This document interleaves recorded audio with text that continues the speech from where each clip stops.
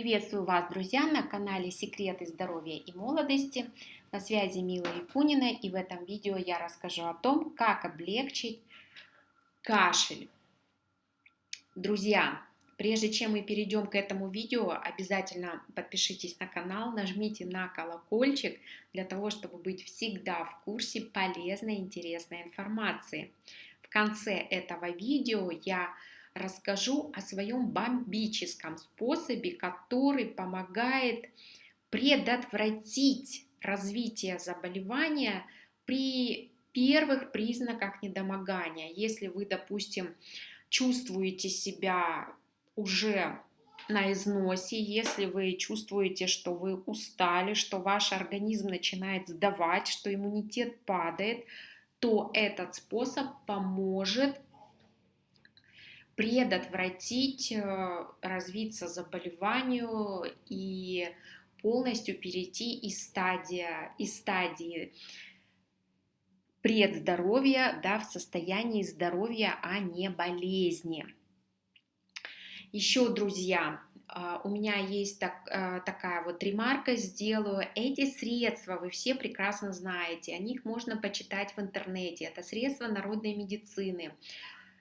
И, естественно, они не должны идти вместо лекарственной терапии, которую назначает врач.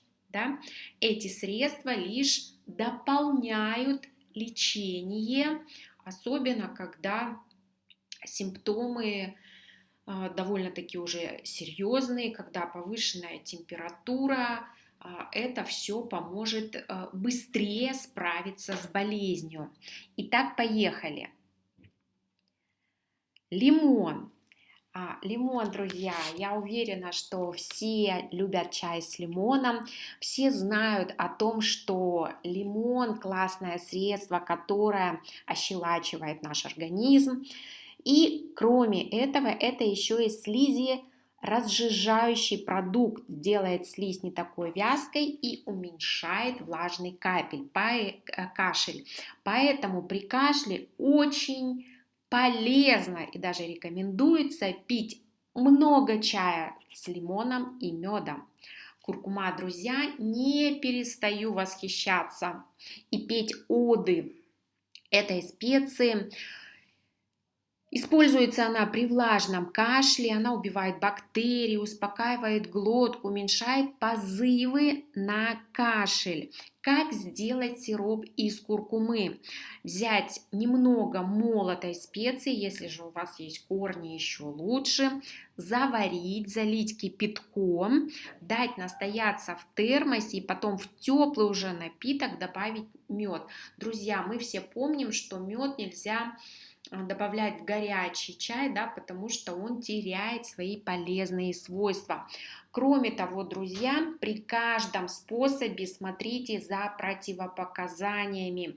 Я думаю, те, кто уже используют средства народной медицины, то же самое, как и в случае применения лекарственных препаратов, мы должны все следить и знать противопоказания, при которых нельзя использовать тот или иной продукт.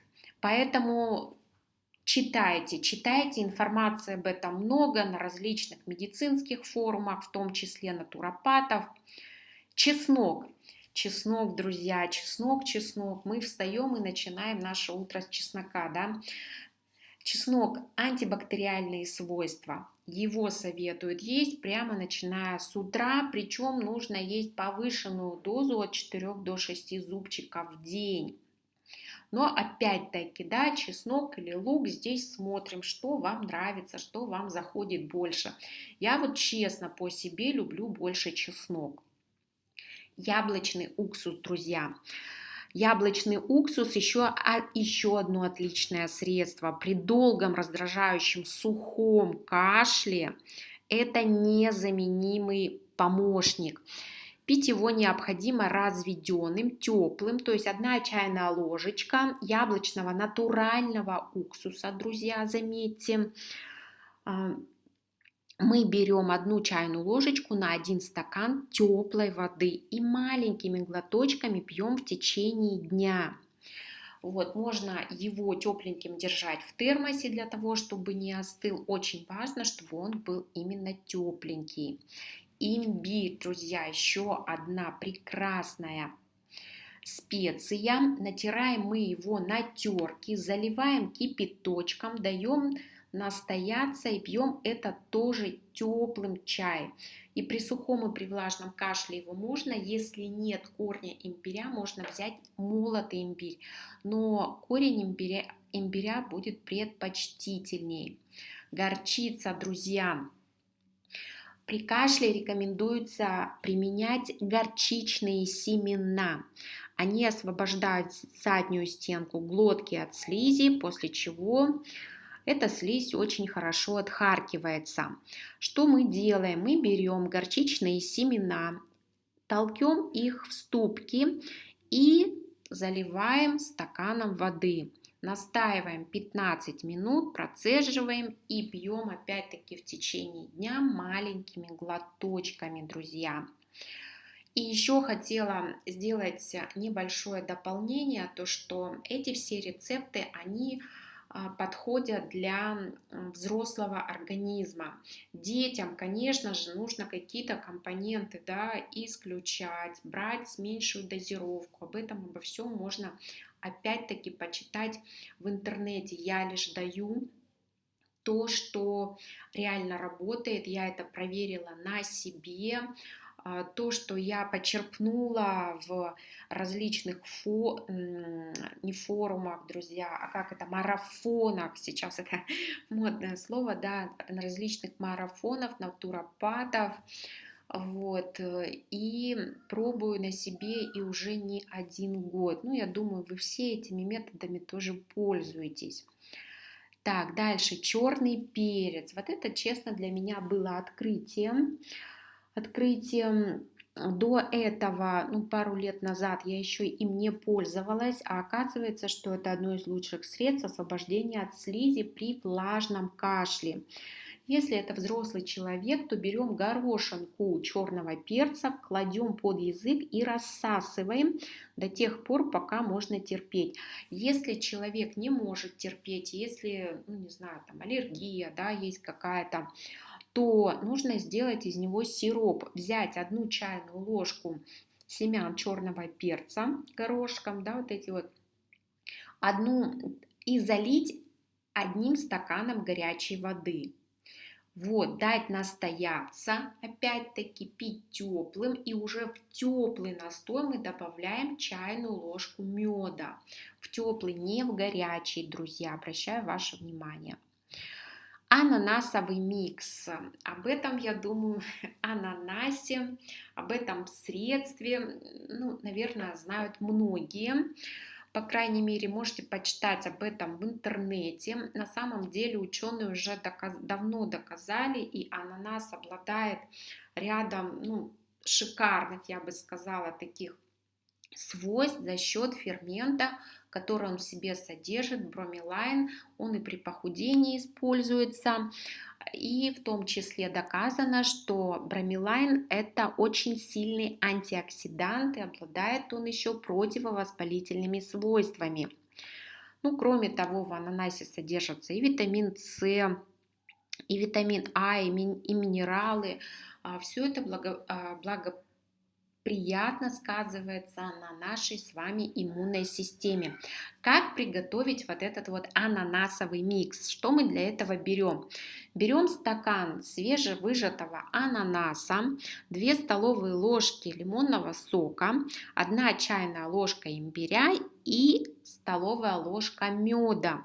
Добавляем туда щепотку соли, лучше это будет морская соль, и пол чайной ложки кайенского красного перца. Все смешиваем в блендере и применяем вот этот вот настой, вот этот стакан в 3 приема в течение дня. И так можно в течение 3 дней принимать вот этот вот ананасовый микс. Опять-таки, смотрите, вы можете соотношение вот это вот варьировать. Может быть, кайенского перца взять поменьше, да, если, может быть, он вам не идет. Детям, конечно же, кайенский перец мы не кладем, его, допустим, можно чем-то заменить, ну, например, корицей, да, либо вообще его убрать. Поэтому здесь уже смотрите по тому, насколько вам приятен этот напиток и насколько он вам подходит. Чай из тимьяна. Ну, тимьян, я думаю, знают все травочку, да, вот это вот чабрец. Подавляет кашлевый рефлекс, снимает спазмы, растворяет слизь, которая находится в глотке. Опять-таки, как мы готовим? Ну, все стандартно. Столовая ложка на стакан горячей воды. Настаиваем в термосе тепленьким, пьем в течение дня. Опять-таки, в теплый чай можно добавить мед, если это вам необходимо. И, друзья, как я и обещала, в этом видео я поделюсь, ну, так скажем, я не знаю, думаю, что не каждый из вас знает об эфирном масле Равенсары. Думаю, с эфирными маслами там многие знакомы, а вот с этим эфирным маслом, думаю, не каждый знаком, потому что в аптеке, честно, даже не знаю, продается он или нет. Вот так вот навскидку сказать, я туда хожу очень редко. Я даже, по-моему, его и не видела. С ним я, друзья, познакомилась, когда стала эфирные масла приобретать в интернет-магазине, который называется, я вот здесь вот написала его, aromashka.ru. Честно, вот я считаю, что это один из немногих интернет-магазинов, где качество эфирных масел на довольно высоком уровне, плюс ценовой диапазон там очень и очень такой приемлемый, да. Я не говорю о каких-то там интересных сайтов типа французских, там, где цена приличная, все в евро, да, а вот то, что нам приемлемо, и качество, конечно же, эфирных масел здесь на несколько порядков выше, чем в аптеке. Потому что здесь вот сами попробуйте забейте, зайдите в этот интернет-магазин, посмотрите, там есть все составы, все сертификаты, все, ну не знаю, все возможные исследования. На этом сайте очень много информации, друзья, зайдите, почитайте, очень много, вся информация авторская, то есть это не копипаста из интернета, они дорожат своей репутацией, и я знаю, что очень многие натуропаты пользуются этим сайтом, вот. И вот это вот масло Равенсары одно из самых сильных противовирусных и антибактериальных масел. Оно, кстати, тоже есть на аромашке. Стоит около 300 рублей. Вот что-то в этом диапазоне, то есть, ну, недорого, я бы сказала, и там можете зайти о нем почитать, как его применять, в каких количествах. Очень много способов применения, начиная с ингаляции, заканчивая там массажными растираниями и так далее. Имеет иммуностимулирующее действие, устраняет воспаление слизистых, способствует разжижению и отхождению мокроты. Незаменимо при ОРВИ, друзья. Так вот, я вначале говорила о том, что если вы почувствовали себя или чувствуете, или вот сейчас в этот период, да, несколько упадок сил, может быть, и голова, да, вот эти вот все симптомы предболезни. Предболезнь – это когда человек уже вроде как и не здоров, но еще и не болен. То есть с такими симптомами вам врач не даст больничный лист. Вот. то, конечно же, можно воспользоваться этим маслом. Я беру, смазываю прямо носовые ходы им. Вот, если у вас, ну, вы попробуйте сначала, да, попробуйте, если у вас аллергия или вы какие-то неприятные ощущения ощущаете, можно его разбавить, да, один к одному с каким-то базовым маслом. Ну, я в чистом виде наношу, и как бы мне нормально, вот лично мне. Еще так, все остальные вот какие-то методы использования можете почитать вот на этом сайте. Этот сайт не является панацеей. Друзья, я знаю еще несколько других сайтов, где можно купить эфирные масла достойного качества, очень-очень хорошего. Вот. Но вот здесь вот действительно очень много информации, и цены такие вот очень-очень демократичные. Надеюсь, друзья, что вам эта информация была полезна. Как всегда, я вам желаю крепкого здоровья и солнечного настроения. С вами на связи была сегодня Мила Якунина. До новых встреч, друзья, в следующих видео. Пока-пока.